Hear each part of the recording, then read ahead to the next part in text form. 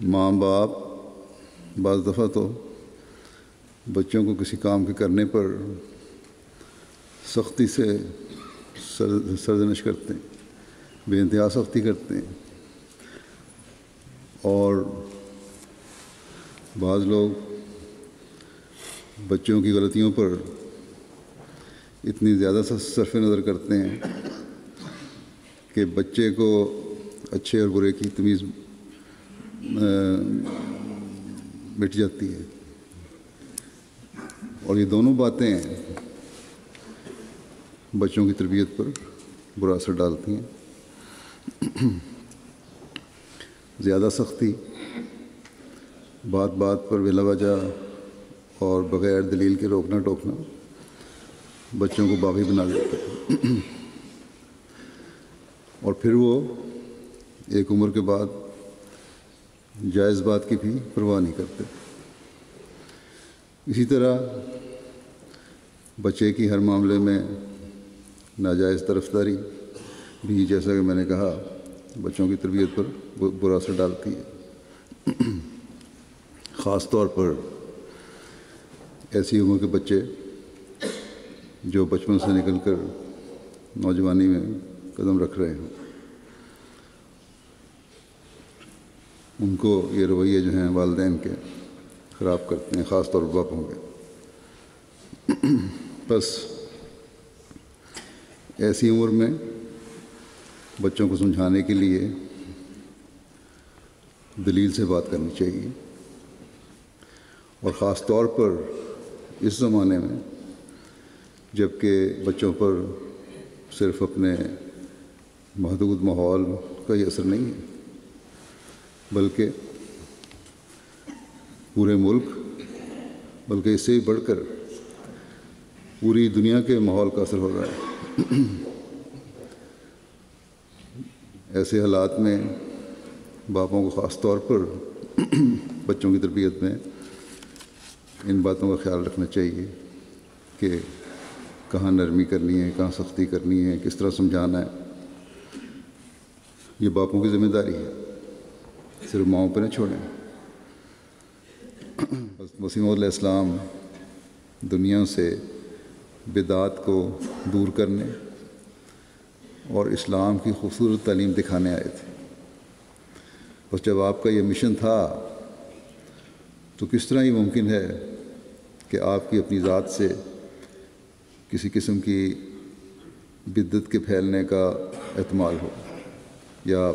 بدعت پھیلانے والے ہوں، نعوذ باللہ۔ حضرت مسلم موعود رضی اللہ عنہ ایک واقعہ بیان فرماتے ہیں کہ حضرت مسیح موعود علیہ السلام نے خود اپنی تصویر کھنچوائی، لیکن جب ایک کارڈ آپ کی خدمت میں پیش کیا گیا جس پر آپ کی تصویر تھی، پوسٹ کارڈ تھا، تو آپ نے فرمایا کہ اس کی اجازت نہیں دی جا سکتی،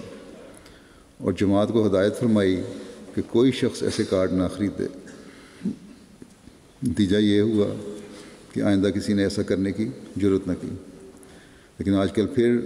بعض جگہوں پر، بعض ٹویٹس میں، واٹس ایپ پہ میں نے دیکھا ہے کہ لوگ کہیں سے کارڈ یہ نکال کر تو پھیلانے کی کوشش کر رہے ہیں۔ پرانے کارڈ نے کسی زمانے میں ہوئے اور کہیں یا اپنے بزرگوں سے لیے یا کسی دکان سے بعضوں نے خریدے، پرانی کتابوں کی دکانوں سے، تو یہ غلط طریق ہے، اس کو بند کرنا چاہیے کہ کارڈ پر تصویر شائع کر کے کاروبار کا ذریعہ یہ لوگ بنانے کی کوشش کر رہے ہیں، یا نہ بنا لیں کہیں جب آپ نے محسوس کیا کہ اس سے بدعت نہ پھیلنی شروع ہو جائے، یہ بدعت پھیلنے کا ذریعہ نہ بن جائے، تو آپ نے سختی سے اس کو روک دیا۔ بلکہ بعض جگہ آپ نے فرمایا کہ ان کو ضائع کروا دیا جائے۔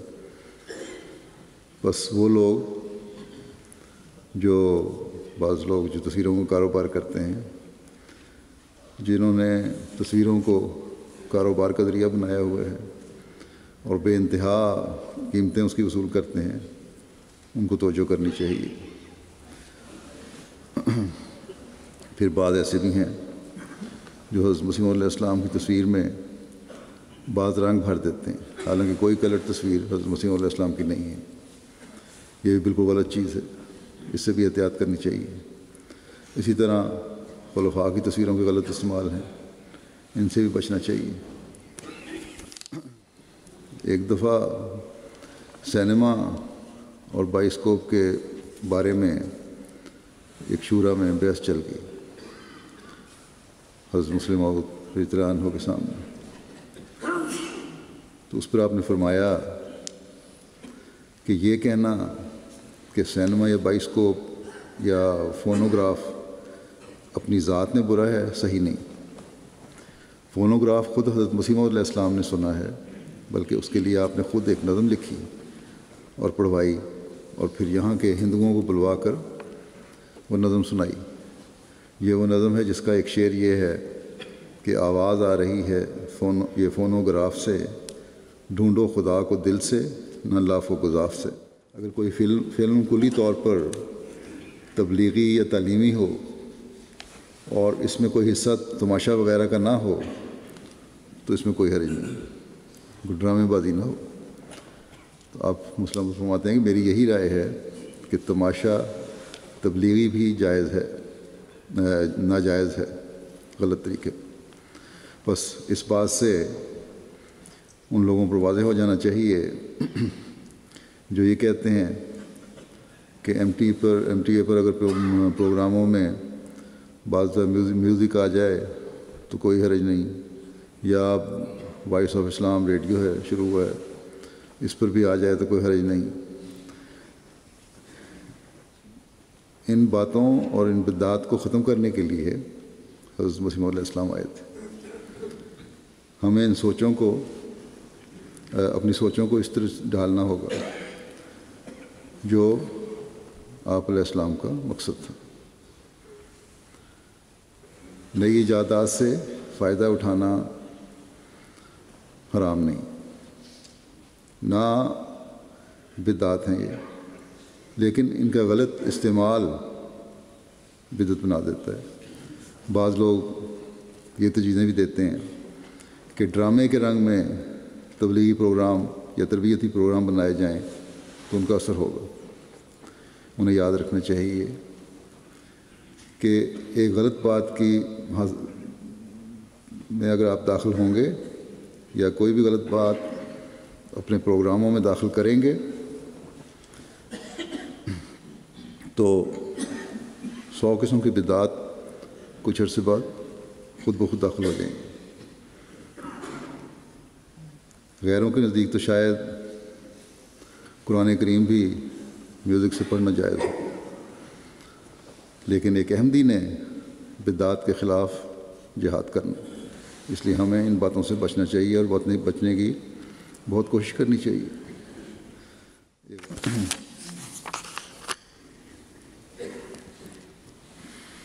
ڈاکٹروں کو ایک نصیحت کہ دین کی خدمت کرنے کا انہیں حق ادا کرنی چاہیے اور اس کے لیے کوشش کرنی چاہیے۔ اس بارے میں فرماتے ہیں کہ بیماروں پر حق اور صداقت کا اثر بہت جلدی ہوتا ہے۔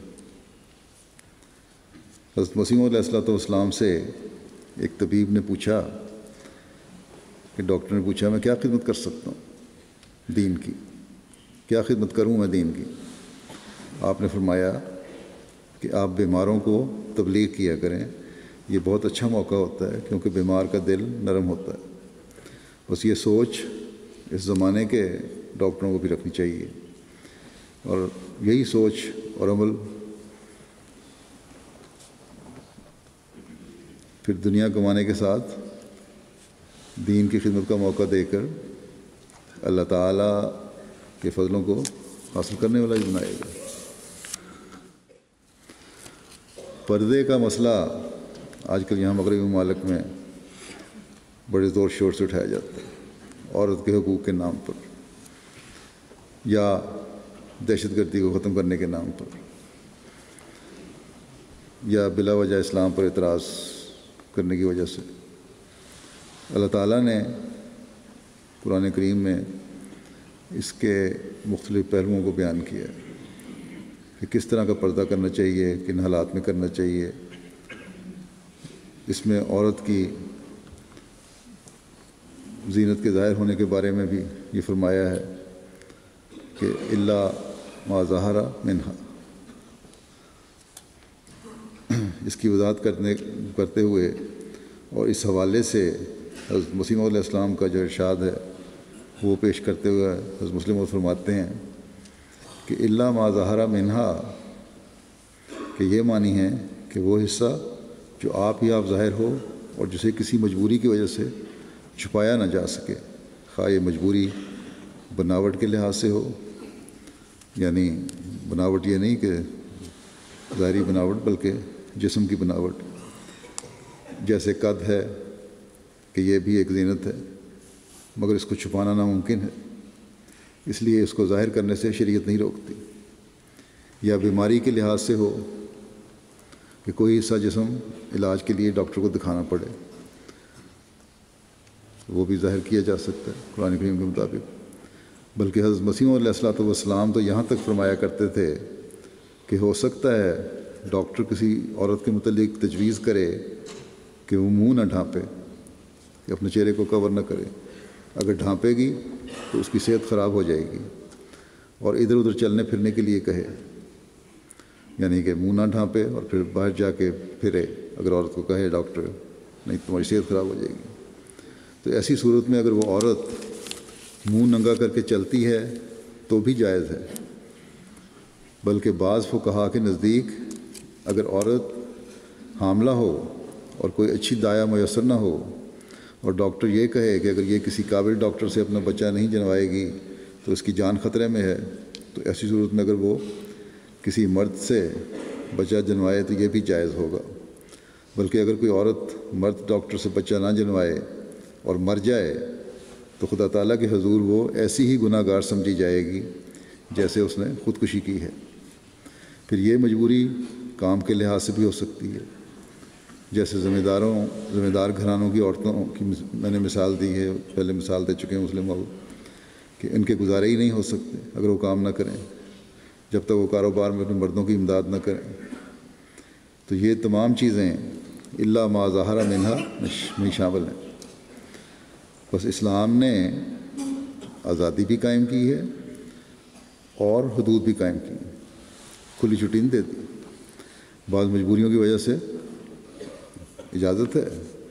کہ پردے کو کم کیا جا سکتا ہے، کم معیار کا کیا جا سکتا ہے، لیکن ساتھ ہی بلا وجہ کوئی ناجائز طور پر ایک اسلامی حکم کو چھوڑنا، اس سے بھی منع فرمایا ہے۔ آزادی کے نام پر بے حیائی نہیں رکھی اسلام نے۔ سیریا کے حالات کے لیے بھی دعا کرنی چاہیے، وہاں حکومت کے ظلم کی وجہ سے ہی جو باغی گروپ کھڑا ہوا اور دونوں اب اپنے ظلموں میں پڑے ہوئے ہیں، اور تیسرا گروپ داعش کا ہے جو اسلام کے نام پر ایک اور ظلم و بربریت کی مثالیں قائم کر رہا ہے۔ اور جتنے شریف و طبع لوگ ہیں رہنے والے، وہ نہ حکومت سے محفوظ ہیں، حکومت بھی اتنی ظالم ہے، حکومت کا باغی گروپ بھی اتنا ہی ظالم ہے، اور اسلام کے نام پر حکومت کا دعویٰ کرنے والے بھی اتنا ہی ظالم ہیں، اور اس میں پس رہے ہیں شرفاء اور وہ احمدی بھی جو کسی بھی گروپ کے ساتھ شامل نہیں۔ اللہ تعالیٰ رحم کرے اور اس ملک کو بھی رحم کرے اور ظالموں سے اس ملک کو جلد چھٹکارا دلوائے۔